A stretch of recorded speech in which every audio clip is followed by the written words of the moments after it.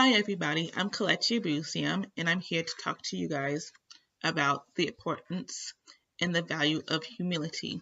When we talk about humility, how do we perceive a person who holds that value to be? Well, in most societies, we see the person who holds that value as weak, frail, cannot say no, don't speak up for themselves or anything negative about that person who deems that value important. Where I'm here to tell you that is completely false, is completely wrong, and it's not true at all. What humility really means is basically that person who holds that value have the inner strength, they love other people, and they have a self-awareness about themselves. And I want to tell you today that we should all acquire and practice that value in our day-to-day life so it could hold meaning and purpose. So basically, what I said before, humility is all about the inner strength. And a quote from Vicky Zarzuski, she has a PhD and is the education director of the Greater Good Science. She said, they see and accept their own strengths and limitations without defensiveness or judgment, a core dimension, according to researchers at the California State University Riverside. I want to point out three key words that are very important in this quote: defensiveness, judgment, and without. Without defensiveness, they don't get easily offended by the negative comments people make about them, about their hair, about their body image, about their career choice, about their education, their family, and socioeconomic status.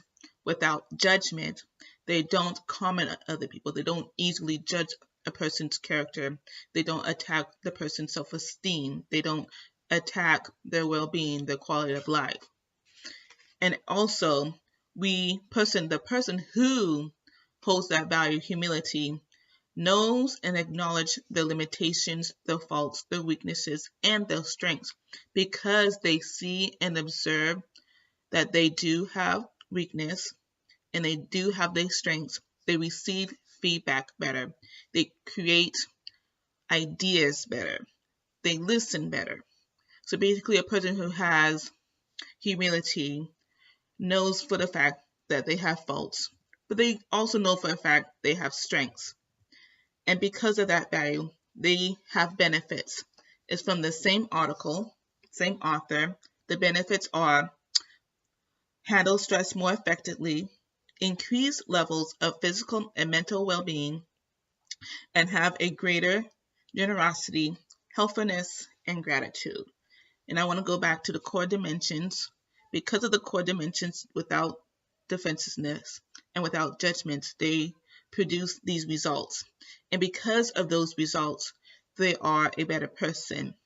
They form better relationships with their coworkers, the boss, their friends, their family, like their parents, the siblings.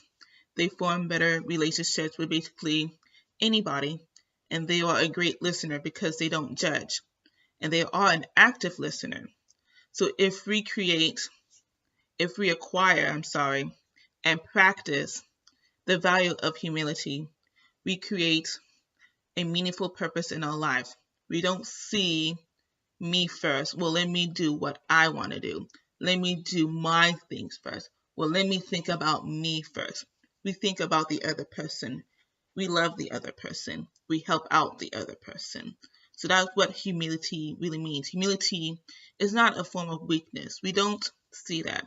They don't see that at all. It's not about not saying no. It's not about, hiding in the corner. It's not about being weak or being frail.